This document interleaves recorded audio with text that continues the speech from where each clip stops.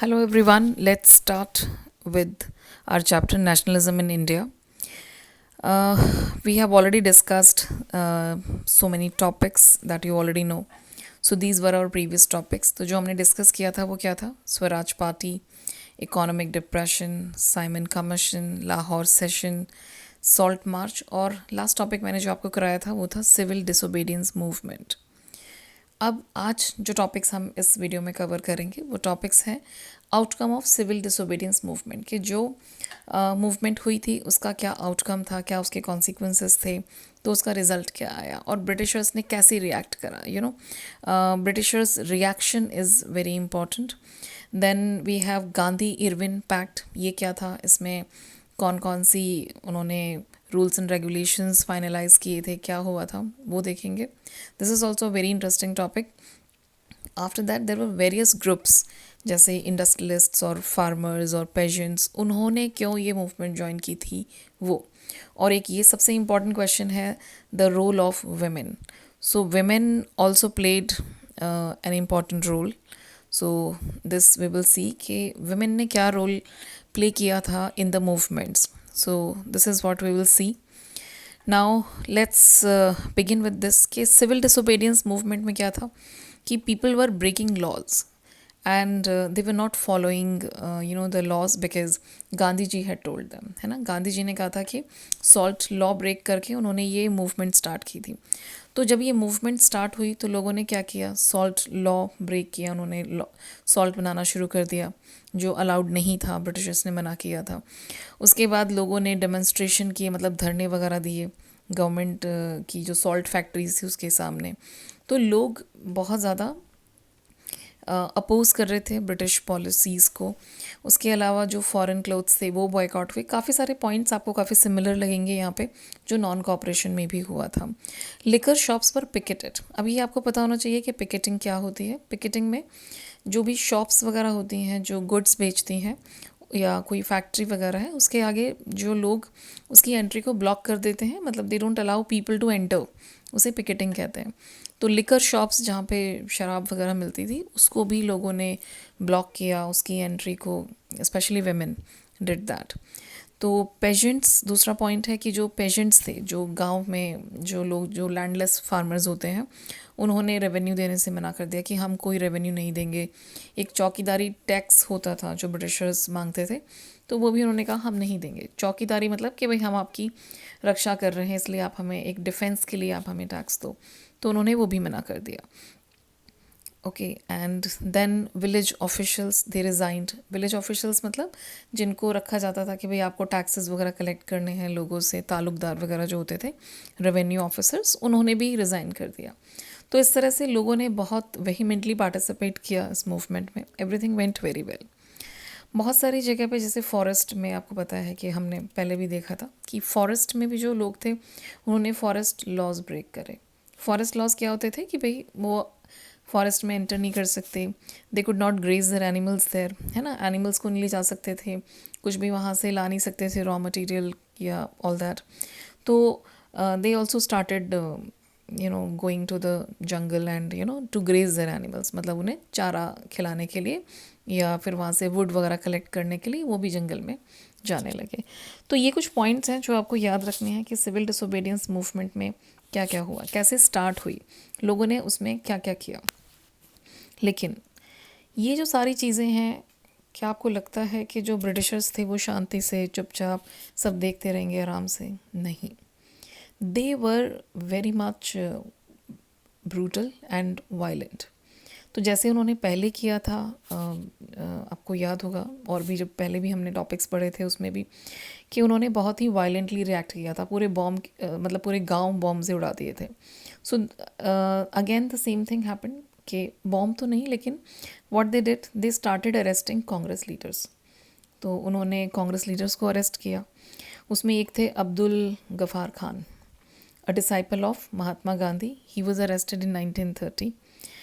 अब जब अब्दुल गफ़ार खान अरेस्ट हुए तो लोगों ने बहुत ज़्यादा प्रोटेस्ट किया, डेमोन्स्ट्रेशंस वगैरह भी किए, पेशावर में स्पेशली. तो जब लोगों का डेमोन्स्ट्रेशन हुआ तो पुलिस ने फायरिंग की. तो पुलिस फायरिंग में बहुत सारे लोग मरे, तो फिर से वही वायलेंस शुरू हो गया जो पहले हुआ था। उसके बाद गांधी जी को भी अरेस्ट कर लिया। अब गांधी जी को अरेस्ट किया तो ऑब्वियसली बहुत सारे लोग जो वर्कर्स वगैरह थे जो गांधी जी को सपोर्ट करते थे, उन्होंने अटैक किया। किस पे अटैक किया? Post office, police stations, law courts and railway stations. क्यों? क्योंकि ये सिंबल माने जाते थे ब्रिटिश रूल के, है ना, क्योंकि वहाँ पे ब्रिटिशर्स थे, ब्रिटिश एम्प्लॉयज़ थे, और इसलिए लोगों ने अपना गुस्सा इस तरह से निकाला इन जगह पे। तो बेसिकली ये जो ओवरऑल मूवमेंट है, इसमें जो हमें देखना है वो यही चीज़ है कि बहुत ज़्यादा वायलेंस दोबारा से क्रिएट हुआ, एंड जो सत्याग्रहीज थे उन पे अटैक किया गया। There were women, children, they were beaten. तो ब्रिटिशर्स ने किसी को भी नहीं छोड़ा, and they all suffered. 1 lakh लोगों को अरेस्ट किया गया था उस समय, 1 लाख पीपल वर अरेस्टेड। तो जब गांधी जी ने ये सब देखा तो गांधी जी ने उस मूवमेंट को कॉल ऑफ कर दिया। कॉल ऑफ करना मतलब कैंसिल करना। सो गांधी जी ने इस मूवमेंट को कैंसिल कर दिया। तो जैसे हमारी नॉन कॉपरेशन मूवमेंट फेल हुई थी, जैसे हमारी वो रॉलेट सत्याग्रह फेल हुआ था, ऐसे ही फिर से हमारी ये वाली मूवमेंट, सिविल डिसोबीडियंस मूवमेंट, भी गांधी जी को कॉल ऑफ करनी पड़ी। इसका कोई बहुत ज़्यादा फ़ायदा नहीं हुआ। ठीक है, तो इसके बाद क्या हुआ? अब एक नया सीन क्रिएट हुआ कि गांधी इरविन पैक्ट आया। अब इस गांधी इरविन पैक्ट में क्या था कि ये जो लॉर्ड इरविन थे, जिनसे पहले भी गांधी जी ने बहुत बार बात की थी, इनके हाथ में ये गवर्नर थे तो इनके पास पावर थी, तो इन्होंने गांधी जी को कहा, एक पैक्ट आया 5 मार्च 1931 में। इस पैक्ट में क्या था कि गांधी जी को कहा गया कि आप राउंड टेबल कॉन्फ्रेंस अटेंड करो जो लंदन में होती है। अब अगर गांधी जी ये अटेंड करते हैं, पहले वाली तो उन्होंने मना कर दी थी कि हम नहीं जाएंगे डिस्कशन करने के लिए। अब जो सेकेंड राउंड टेबल कॉन्फ्रेंस थी, इरविन ने कहा कि अगर आप चले गए तो हम जो भी आपके पॉलिटिकल प्रिजनर्स हैं उन्हें रिलीज़ कर देंगे। तो गांधी जी फाइनली, बहुत सारी चीज़ें थी, तो गांधी जी अग्रीड कि चलो ठीक है, मैं लंदन चला जाता हूँ। सो ही वेंट देयर, एंड जब वो वापस आए वहाँ से तो ही वॉज डिसअपॉइंटेड। क्यों? क्योंकि कुछ बहुत ज़्यादा नेगोशिएशंस वहाँ पे नहीं हुए। जो इरविन ने गांधी जी को बहुत सारे दिलासे दिए थे, जो बहुत सारे प्रॉमिसेस करे थे कि हम ऐसे करेंगे, वैसे करेंगे, डोमिनियन स्टेटस देंगे, ऐसा कुछ भी नहीं हुआ।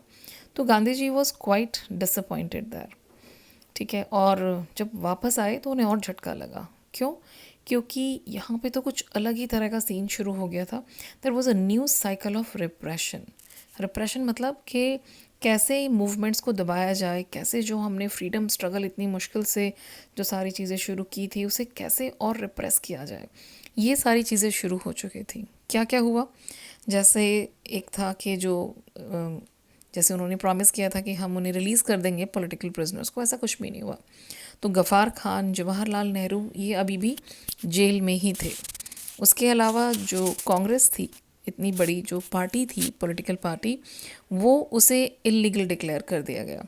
सो this party was declared illegal, and a series of measures had been imposed to prevent meetings. मतलब कि बहुत सारे ऐसे उन्होंने मेजर्स लिए कि जिसमें आप मीटिंग्स नहीं कर सकते हो, ना ही कोई डेमोन्स्ट्रेशंस कर सकते हो, मतलब धरने वगैरह जो हम देते थे वो भी नहीं होंगे, और बॉयकॉट्स। बॉयकॉट्स मतलब जैसे आप फॉरेन गुड्स नहीं लोगे या जला दोगे उसको, वो सारी चीज़ें भी इलीगल कर दी। तो ये सब कुछ इसलिए किया गया ताकि लोग किसी भी मूवमेंट में पार्टिसिपेट ना करें। तो बेसिकली गांधी जी को बहाने से भेज दिया लंदन, और पीछे से ये सारी चीज़ें की गई। तो ये बहुत ही एक डिसअपॉइंटिंग टाइम था, और जो समहाउ गांधी जी ने ये दोबारा से लॉन्च करी मूवमेंट, लेकिन जो लोगों का विश्वास था अब वो ख़त्म हो गया था।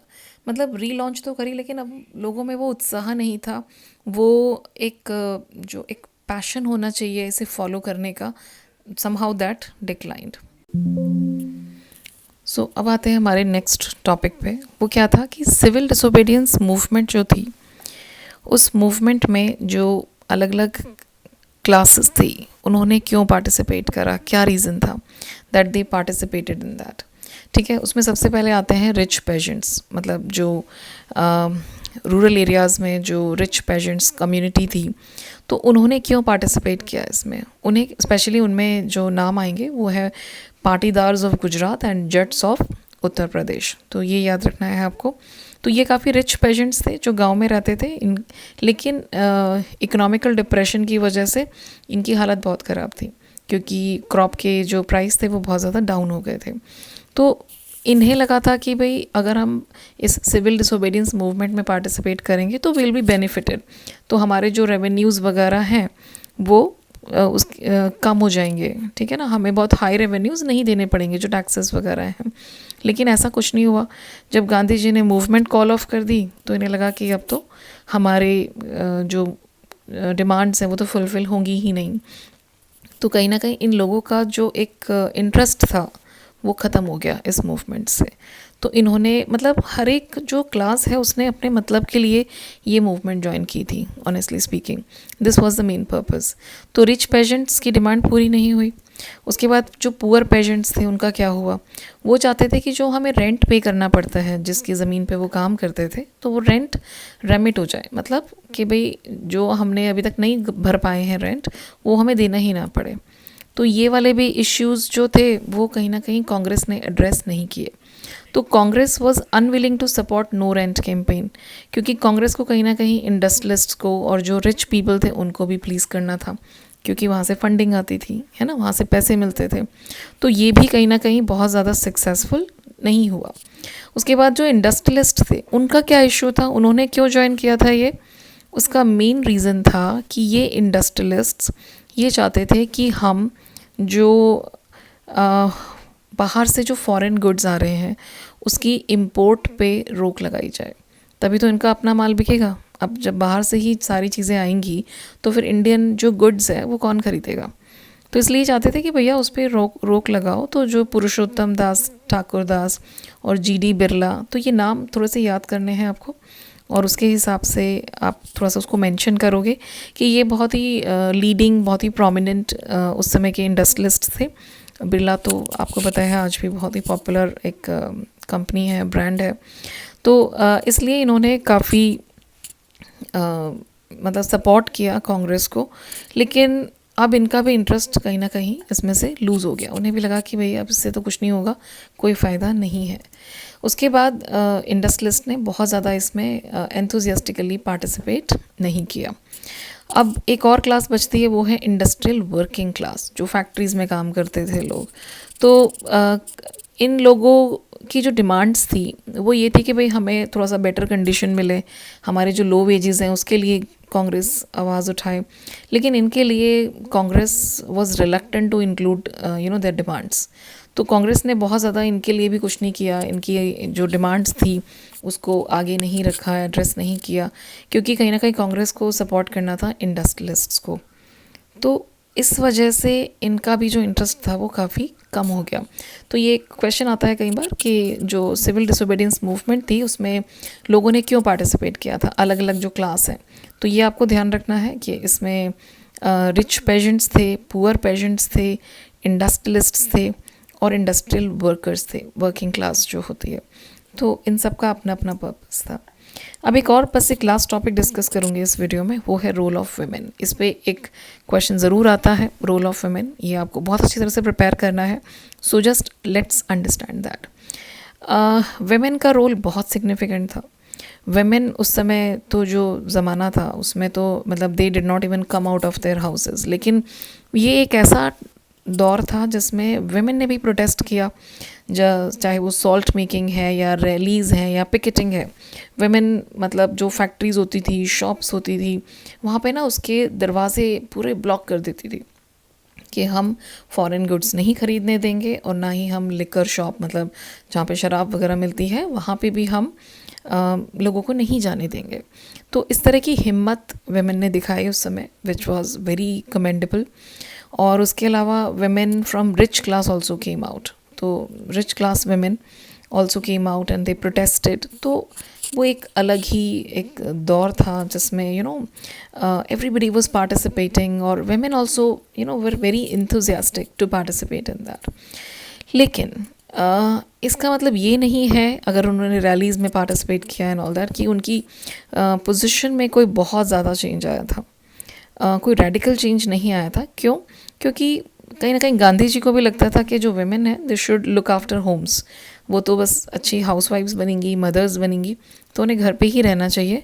और ना ही कांग्रेस चाहती थी कि उन्हें कोई अच्छी अपॉर्चुनिटी मिले, कोई पावरफुल पोजीशन मिले ऑर्गेनाइजेशन में। तो कहीं ना कहीं वेमेन का रोल इस तरह से लिमिटेड था, लेकिन फिर भी सिग्निफिकेंट था, क्योंकि जिस तरह का माहौल उस समय था, उस समय वेमेन को एक्सपेक्ट किया जाता था कि बस वो घर पे रहें, बच्चों की देखभाल करें, अच्छी होम मेकर बने, दैट्स इट। लेकिन फिर भी उन्होंने इतनी हिम्मत दिखाई थी। तो ये चीज़ें आपको बहुत अच्छी तरह से मेंशन करनी है। तो ये थे हमारे आज के टॉपिक्स। बाकी के टॉपिक्स हम करेंगे नेक्स्ट वीडियो में। और ऐसे ही वीडियोस देखने के लिए लाइक और सब्सक्राइब करें मेरे चैनल को, और ऐसे ही अपना प्यार देते रहें। So bye everyone, see you in the next video.